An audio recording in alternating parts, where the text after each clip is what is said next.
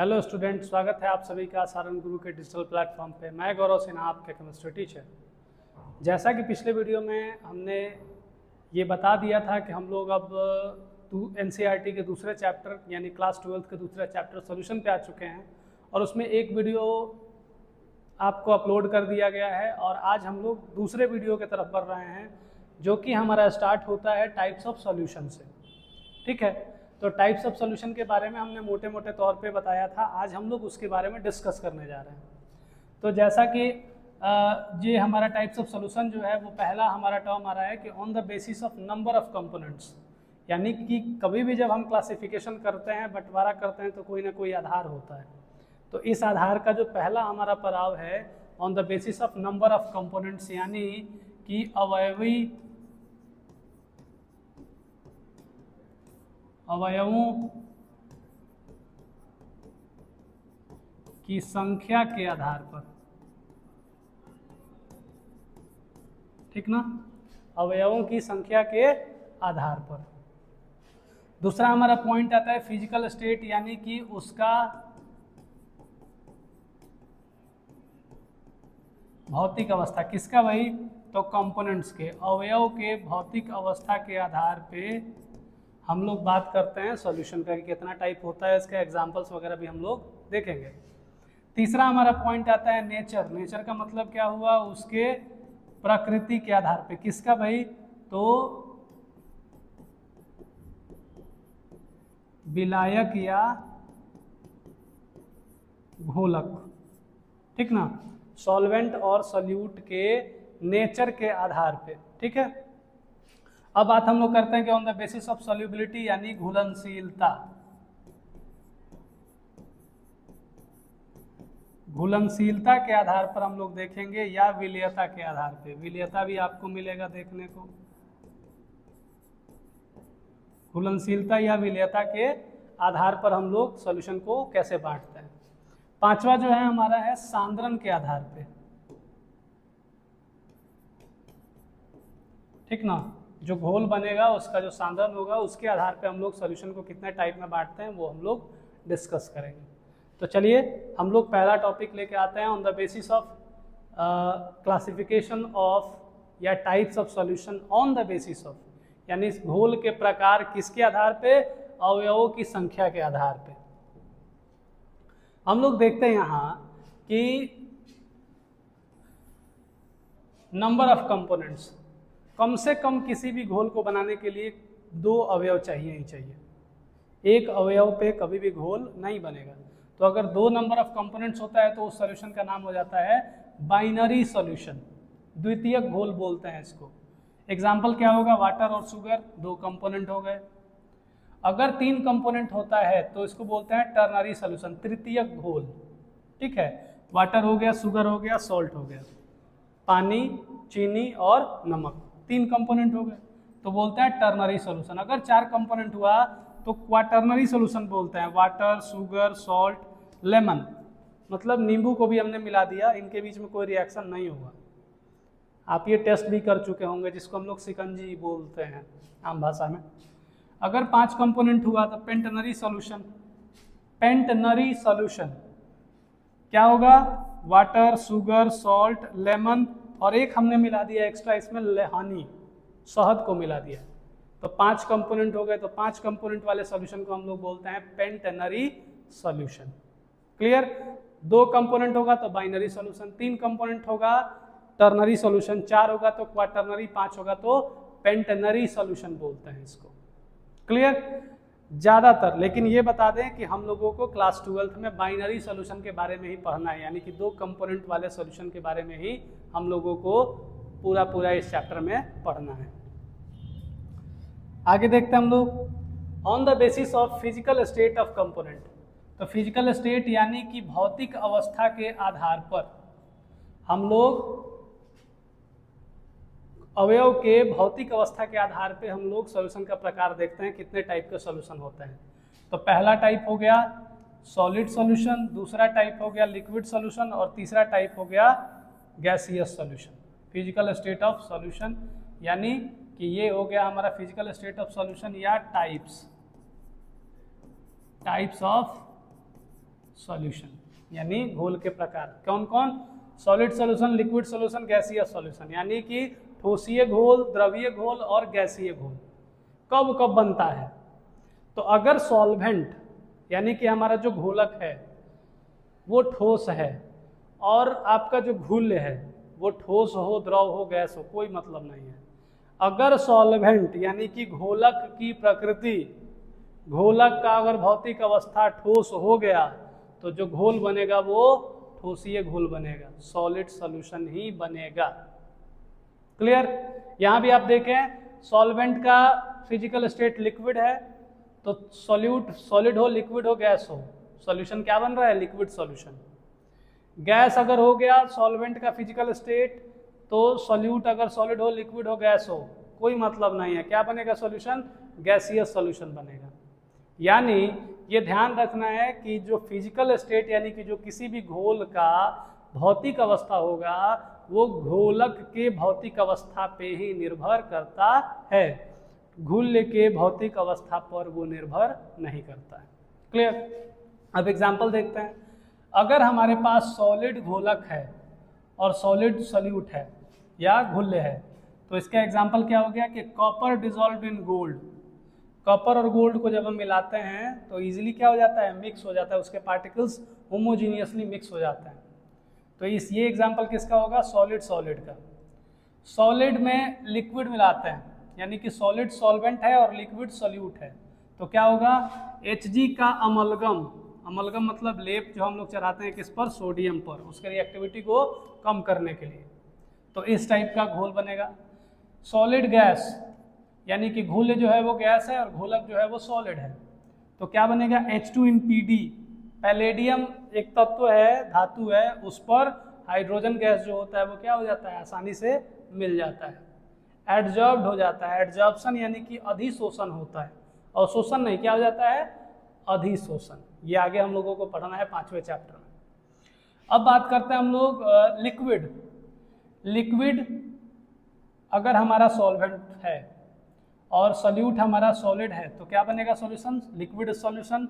और glucose in water या sugar in water या सॉल्ट इन वाटर इसके एग्जाम्पल हो जाएंगे।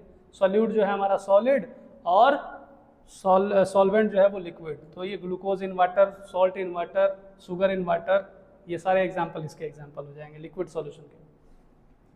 अगर सॉलिड और सॉल्वेंट और सॉल्यूट दोनों लिक्विड हो गया तो इथेनॉल को वाटर में मिला दीजिए, ठीक है? तो इथेनॉल वाटर का जो सॉल्यूशन होगा वो क्या होगा? लिक्विड लिक्विड सॉल्यूशन होगा, यानी कि सॉल्वेंट भी लिक्विड, सॉल्यूट भी लिक्विड। सॉल्यूशन का टाइप क्या होगा? Liquid solution. Example ethanol in water. अगर लिक्विड है और गैस है, अगर हमारे पास सॉल्वेंट लिक्विड है और सॉल्यूट क्या है? गैस है, तो सॉल्यूशन तो बनेगा लिक्विड सॉल्यूशन। लेकिन एग्जाम्पल क्या है? O2 in water. O2 in water, चौंकने की बात नहीं है, वाटर में ऑक्सीजन होता है, मिनिमम अमाउंट में होता है, जो कि एक्वेटिक लाइफ के लिए सपोर्ट करता है। एक्वेटिक लाइफ मतलब जलीय जीवन। पानी में जो छोटे छोटे जो जीव होते हैं वो कैसे सर्वाइव करते हैं? बिना ऊपर आए पानी में ही वो सर्वाइव कर जाते हैं। इसका मतलब है कि पानी में भी मिनिमम अमाउंट में ऑक्सीजन होता है, ठीक है? तो ये कैसे होता है? तो O2 जो है ऑक्सीजन तो गैस है, मिला किस में है? पानी में। पानी क्या है? द्रव में। तो सॉल्यूट जो है वो गैस और सॉल्वेंट है लिक्विड, तो इसीलिए एग्जांपल हो गया O2 इन वाटर। सॉल्यूशन लेकिन क्या बोला जाएगा? Liquid solution. अब बात करते हैं अगर हमारा सॉल्वेंट गैस हो तो सॉल्यूट सॉलिड हो, लिक्विड हो, गैस हो, कोई मतलब नहीं है, क्या सॉल्यूशन बनेगा? गैसियस सॉल्यूशन बनेगा। एग्जांपल सॉलिड गैस सॉल्वेंट हो गया और सॉलिड सॉल्यूट हो गया, तो कैम्फर इन N2 गैस। कैम्फर मतलब कपूर, जो कपूर है वो नाइट्रोजन गैस में क्या हो जाता है? मिल जाता है। तो कपूर तो सॉलिड है, आराम से नाइट्रोजन गैस में मिल जाता है। अगर गैस सॉल्वेंट हुआ और सॉल्यूट जो है वो लिक्विड हुआ, तो chloroform mixed with N2। Chloroform liquid form में है और N2 क्या है? गैसियस फॉर्म में है, आसानी से क्या हो जाता है? मिल जाता है। और गैस है तो ऑक्सीजन और नाइट्रोजन जो एयर है वो गैसियस मिक्सचर है, ठीक है? और गैसियस मिक्सचर मतलब क्या? होमोजीनियसली है, इसीलिए तो 78% हम नाइट्रोजन की बात करते हैं, 21% हम ऑक्सीजन की बात करते हैं, यानी कि फिक्स अमाउंट है और हर एक जगह क्या होगा? बराबर ही देखने को मिलेगा, इसीलिए ये सॉल्यूशन है, गैसियस सॉल्यूशन है। हम लोग मोटे मोटे तौर पे ये बात समझे कि जैसे हमने बताया कि जो बाइनरी सॉल्यूशन था उसको हमको इस चैप्टर में पढ़ना है, उसी तरह से इस चैप्टर में हमको इस सॉल्यूशन के बारे में पढ़ना है। कौन सॉल्यूशन के बारे में? लिक्विड सॉल्यूशन के। लिक्विड सॉल्यूशन के बारे में तीनों टाइप हमको पढ़ना है, solid in liquid, liquid in liquid, gas in liquid.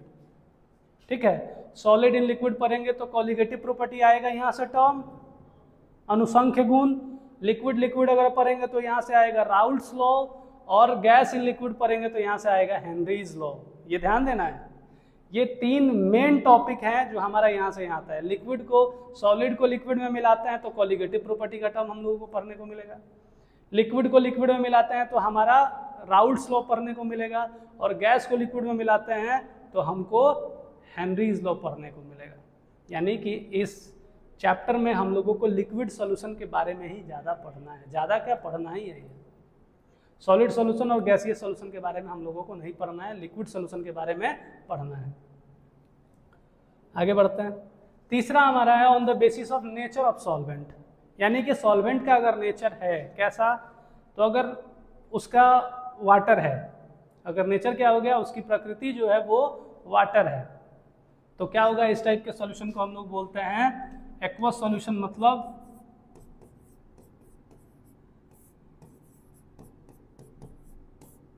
जलीय घोल। अल्कोहलिक सॉल्यूशन कब, जब सॉल्वेंट अगर अल्कोहल हो गया, बाकी सॉल्यूट आप जो भी ले लीजिए, सॉल्ट को भी मिला सकते हैं, शुगर को भी मिला सकते हैं, आसानी से मिल जाएगा, ठीक ना। तो आप क्लोरोफॉर्म का भी ले लीजिए, अगर मिला रहे हैं तो ये सॉल्यूशन क्या बनेगा, अल्कोहलिक सॉल्यूशन। सॉल्वेंट का अगर नेचर अल्कोहल है, अगर अल्कोहल सॉल्वेंट है तो अल्कोहलिक सॉल्यूशन होगा। अगर सॉल्वेंट बेस हुआ, बेस मतलब क्षार, क्या हो गया, अम्ल और क्षार वाला, और ये अगर अम्ल होता है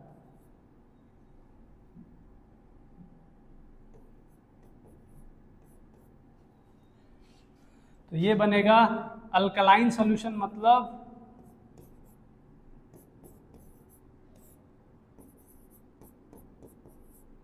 क्षारीय घोल, और ये एसिडिक सॉल्यूशन मतलब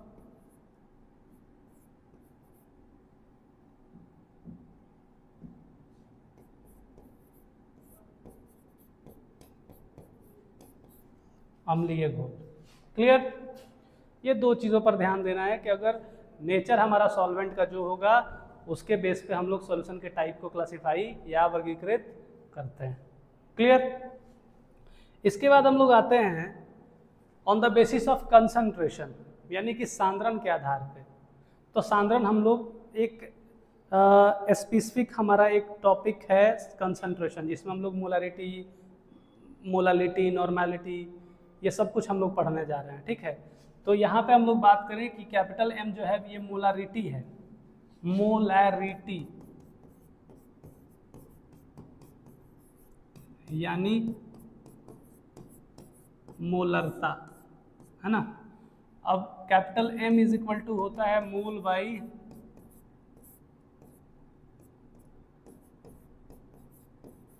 वॉल्यूम ऑफ सॉल्यूशन, ठीक ना। मोल ऑफ किसका, सॉल्यूट का, यानी कि घुलने के मोलों की संख्या जो घोल के प्रति लीटर में अगर घुला होगा तो हम लोग उसको मोलारिटी बोलते हैं। ये टॉपिक हम लोग पढ़ेंगे, इस पर ज़्यादा हम लोग डिस्कस नहीं करेंगे, आगे करेंगे। तो 0.1 m से अगर सॉल्यूशन का कंसंट्रेशन डिक्रीज कर जाता है, घट जाता है, कम होगा, तो उस टाइप के सॉल्यूशन को हम लोग बोलेंगे डाइल्यूट सॉल्यूशन, जिसको हिंदी में क्या बोलते हैं, आपने सुना होगा, सुनते आप आ रहे हैं, तनु घोल सुना होगा, निश्चित रूप से आपने तनु घोल सुना होगा। और कंसंट्रेटेड सॉल्यूशन को हम लोग बोलते हैं सांद्र घोल,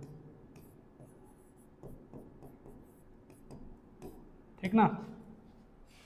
तो अगर कंसंट्रेशन 0.1 m से कम हुआ घोल का तो हम लोग तनु डाइल्यूट सॉल्यूशन बोलते हैं, और अगर 0.1 m हुआ या 0.1 m से ज़्यादा हो गया तो हम लोग उसको बोलते हैं concentrated solution. Is that clear? Okay. अब हम लोग आते हैं अपने आखिरी टाइप्स पे, on the basis of solubility. Solubility मतलब विलेयता, घुलनशीलता। विलेयता हो गया या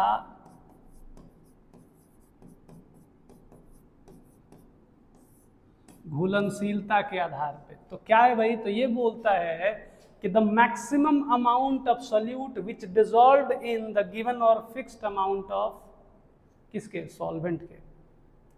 अगर मान लीजिए कि सॉल्वेंट का अमाउंट कोई दे दिया गया, उसमें अधिकतर यानी कि मैक्सिमम कितना सोल्यूट मिलाया जा सकता है, एकदम मैक्सिमम लिमिट है। उस लिमिट से 1 ग्राम कम, 1 ग्राम आप ज़्यादा नहीं मिला सकते हैं। कम तो मिलेगा ही मिलेगा, ज़्यादा नहीं मिलेगा। उस टाइप के सॉल्यूशन को, उस टाइप वो जो हमारा आता है अमाउंट, वो अमाउंट उसका कहलाता है सॉल्युबिलिटी। अमाउंट कहलाता है, ये ध्यान देना है, ठीक ना। तो the maximum amount of solute which dissolved in the given और fixed amount of solvent is called solubility of solution. यानी कि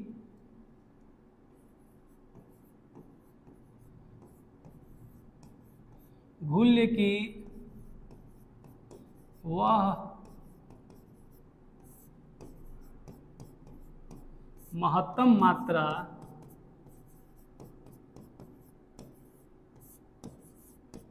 जो घोलक के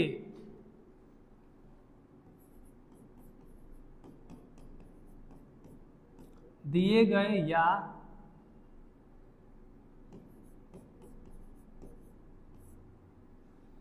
नियत मात्रा में घुला हो। ये बात समझिए, महत्तम यानी कि मैक्सिमम। अब इसको समझते हैं क्या है। एक हम 100 ml मान लीजिए कि वाटर लेते हैं, ठीक है। ये वॉल्यूम हमारा है 100 ml। इसमें हमने क्या किया कि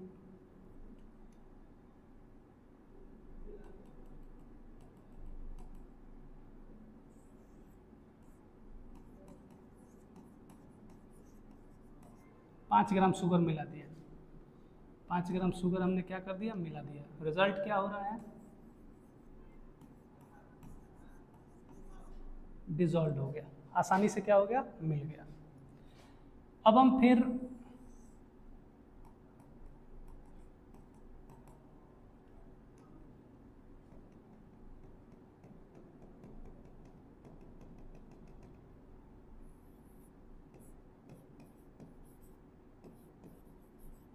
दस ग्राम हमने शुगर लिया है और इसमें जब हम मिला रहे हैं तो यहाँ 100 ml है। ये भी रिजल्ट क्या हो गया, डिसॉल्व कर गया यानी कि घुल गया। तीसरा हम आते हैं कंडीशन। तीसरे कंडीशन में हम लोग देखते हैं कि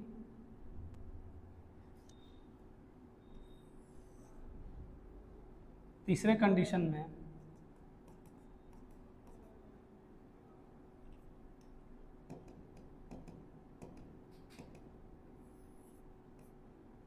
कि 11 ग्राम हमने शुगर लिया है, ठीक ना। और इसको जब हम मिला रहे हैं तो ये पता है ये 100 ml वाटर है,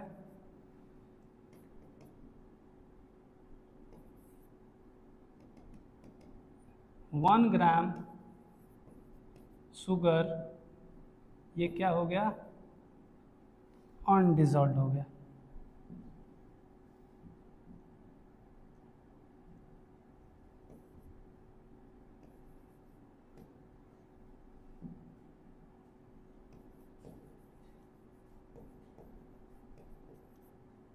अनडिसॉल्व्ड हो गया। इसका मतलब कि इस सॉल्यूशन का जब हम सॉल्युबिलिटी निकालेंगे तो सॉल्युबिलिटी पता है कितना है, सॉल्युबिलिटी है 10 ग्राम ऑफ शुगर कितना में, पर 100 ml ऑफ वाटर। समझ आ रहा है बात। इस तरह से हम लोग सॉल्युबिलिटी निकालते हैं। यानी कि मैक्सिमम अमाउंट कितना इसका डिजॉल्व कराया जा सकता है। क्लियर? जिसको हम लोग किससे डिनोट कर रहे हैं, तो सॉल्युबिलिटी को डिनोट कर रहे हैं एस से। तो अब सॉल्युबिलिटी के बेस पे सॉल्यूशन जो होगा वो कितने टाइप का हो सकता है, 3 टाइप का हो सकता है। कौन कौन? अनसैचुरेटेड सॉल्यूशन, सैचुरेटेड सॉल्यूशन और सुपर सैचुरेटेड सॉल्यूशन। अब इस पर थोड़ा सा ध्यान दीजिएगा। ये जो 5 ग्राम चीनी मिलाए थे 100 ml पानी में, आराम से मिल गया, यानी कि अब इसका कैपेसिटी कितना है, 10 ग्राम मिलाने का। तो अभी 5 ग्राम मिलाए तो अनसैचुरेटेड सॉल्यूशन हुआ, यानी असंतृप्त घोल हुआ। अगर 10 ग्राम क्षमता है, 10 ग्राम मिला दिए तो क्या हो जाएगा, सैचुरेटेड सॉल्यूशन हो गया, यानी संतृप्त घोल होगा। 11 ग्राम चीनी लिए, नॉर्मल टेम्परेचर प्रेशर है, इसमें कोई चेंज नहीं किए हैं, तो ये क्या हो जाएगा, ये 1 ग्राम रेस्ट बिहाइंड बच जाएगा, अनडिजॉल्व हो जाएगा, मिलेगा नहीं। क्लियर? तो अब हम लोग इस पे बात करते हैं, यानी कि अब इस टाइप के सॉल्यूशन को भी सैचुरेटेड ही बोलेंगे, लेकिन ये 1 ग्राम मिल जाता कब, जब टेम्परेचर और प्रेशर में अगर बदलाव कर देते तब, जिसके बारे में अगले वीडियो में हम लोग बात करेंगे। लेकिन अब हम लोग आगे देखते हैं इसके टाइप्स के बारे में। तो अगर सॉल्युबिलिटी, विलेयता को अगर हम एच से डिनोट करें और कंसंट्रेशन यानी कि जो मात्रा हमने मिलाया है उसको हम सी से अगर डिनोट करते हैं, तो अगर सी यानी कि कंसंट्रेशन सॉल्युबिलिटी से क्या हो गया, कम है, यानी आप कम ही मिलाए हैं, उसका जो मैक्सिमम अमाउंट था उससे आपने कम मिलाया, तो सॉल्यूशन क्या कहलाएगा, अनसैचुरेटेड सॉल्यूशन, मतलब असंतृप्त घोल कहलाएगा। और अगर बराबर अपने घुला दिया तो क्या हो जाएगा, संतृप्त घोल हो जाएगा। और अगर सॉल्युबिलिटी से ज़्यादा मिला दिए, कैसे मिला सकते हैं भाई, तो उसके लिए देखिए स्टार लगाए हैं, मतलब द सुपर सैचुरेटेड सॉल्यूशन, नाम उसका क्या होगा, अति संतृप्त घोल। लेकिन क्या कंडीशन होगा, तो या तो टेम्परेचर या प्रेशर आपने चेंज किया है, इसके बारे में आगे बात करेंगे। अगर ठोस को आपने मिलाया है लिक्विड में, तो टेम्परेचर बढ़ाएंगे तो क्या होगा, उसकी विलेयता सॉल्युबिलिटी जो है वो बढ़ता चला जाएगा। लेकिन गैस को आपने लिक्विड में मिलाया और टेम्परेचर बढ़ा दिए तो सॉल्युबिलिटी घटेगा, लेकिन प्रेशर बढ़ाएंगे तो सॉल्युबिलिटी बढ़ेगा। तो ये गैस और लिक्विड्स के सॉल्यूशन पे डिपेंड करता है। तो सुपर सैचुरेटेड मतलब अति संतृप्त घोल।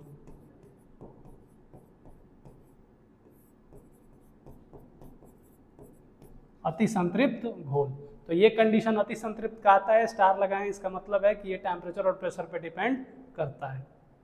ठीक है? तो आज के क्लास में हमने ये सीखा कि टाइप्स ऑफ सॉल्यूशन,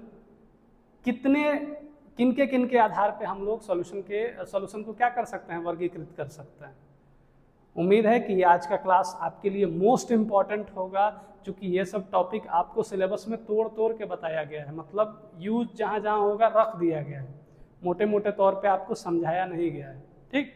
तो ये क्लास को फिर से अगर डाउट होगा तो आप रिवाइज कर लीजिएगा, और हम लोग मिलते हैं नेक्स्ट वीडियो में। तब तक स्टे ट्यून, देखते रहिए, समझते रहिए, कमेंट करिए, लाइक कीजिए और दोस्तों में शेयर कीजिए। Thank you.